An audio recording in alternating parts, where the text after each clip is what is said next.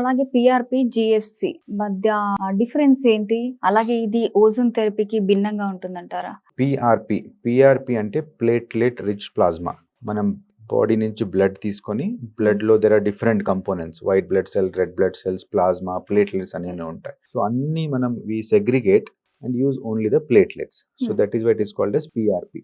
And ఆ ప్లేట్లెట్ని మనం బాడీలో ఇంజెక్ట్ చేసిన తర్వాత ప్లేట్లెట్ యాక్టివేట్ అయిపోతాయి. యాక్టివేట్ అయిపోయిన తర్వాత they release some growth factors. ఆ growth factors will help in healing, will help in controlling the pain. ఇప్పుడు ఏదైనా టెండినోపతి ఉంది, ఆర్థరైటిస్ లో మనం యూజ్ చేస్తున్నాము, లిగమెంట్ ఇంజురీస్ లో యూజ్ చేస్తున్నాము అంటే when we inject into that platelet activate అయిపోయి they will release some growth factors. ఆ గ్రోత్ ఫ్యాక్టర్స్ నుంచి హీలింగ్ మనం ఫాస్ట్ గా చేయొచ్చు, పెయిన్ దాంతో తగ్గుతుంది. ఇది పిఆర్పి. గ్రోత్ ఫ్యాక్టర్ కాన్సన్ట్రేట్ అంటే మనం యాజ్ ప్లేట్లెట్స్ ఏం రిలీజ్ అవుతుంది, ప్లేట్లెట్స్ రిలీజ్ అయిన తర్వాత ఆ గ్రోత్ ఫ్యాక్టర్స్ ఏమొస్తుంది, ఆ గ్రోత్ ఫ్యాక్టర్నే మనం కాన్సన్ట్రేట్ చేసి డైరెక్ట్ గ్రోత్ ఫ్యాక్టర్ ఇంజెక్షన్స్ ఇస్తాం. ఇది కొన్ని పేషెంట్స్ లో, మన రుమాటైడ్ ఆర్థరైటిస్ ఉన్న పేషెంట్స్ లో దాంట్లో ఇది హెల్ప్ అవుతుంది. ఆ పేషెంట్స్ లో ఏమంటే ప్లేట్లెట్స్ యాక్టివేషన్స్ కొంచెం కష్టం ఉంటుంది. నార్మల్ ఆర్థరైటిస్ పేషెంట్ కూడా బికాజ్ చాలా రోజుల నుంచి ఇది హెల్ప్ మెనీ మెడికేషన్స్, స్టెరాయిడ్స్ లో ఉంటుంది, పెయిన్ కిల్లర్స్ మీద ఉంటారు. అప్పుడు ప్లేట్లెట్ ఫంక్షన్స్ బాగుండదు. ప్లేట్లెట్స్ కరెక్ట్ గా ఫంక్షన్ చేయనప్పుడు మనం direct growth factor inject. Otherwise we call it cytokine rich plasma అని, సిఆర్పి అంటాం. ఈ రుమటైడ్ ఆర్థరైటిస్ పేషెంట్స్ లో, యాంక్లోజింగ్ స్పాండిలైటిస్ పేషెంట్స్ లో దట్ విల్ హెల్ప్.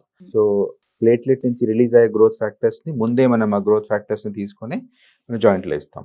అది ఓజోన్ ఏమంటే ఇట్స్ న్యాచురల్లీ ఆకరింగ్ మాలిక్యూల్. దీంట్లో డిఫరెన్స్ దీనికి పిఆర్పికి ఓజోన్ ఏమంటే we don't have to withdraw the blood. It is generated through an equipment, medical grade equipment. It is directly injected in to the joint. Again it's an immune modulator. మన body నుంచి use చేయలేదు, naturally ఆకరింగ్ substance మనం use చేస్తున్నాం కాబట్టి కొంచెం ఇన్వేజివ్నెస్ తగ్గుతుంది ఈ patients కి. పిఆర్పి మనం ఇంజెక్షన్ ఇచ్చినప్పుడు పెయిన్ ఇమీడియట్ గా తగ్గదు. ఒక 3 to 4 weeks తర్వాత దాని రిజల్ట్స్ కనిపిస్తాయి. ఓజోన్ ఇచ్చినప్పుడు చాలా పేషెంట్స్ లో పెయిన్ ఇమీడియట్ గా తగ్గిపోతుంది.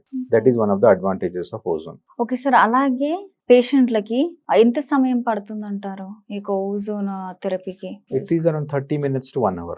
PRP లో మనం have to withdraw the blood, process it. So it takes around 2 to 3 hours. But ozone లో it takes around 30 minutes to 1 hour.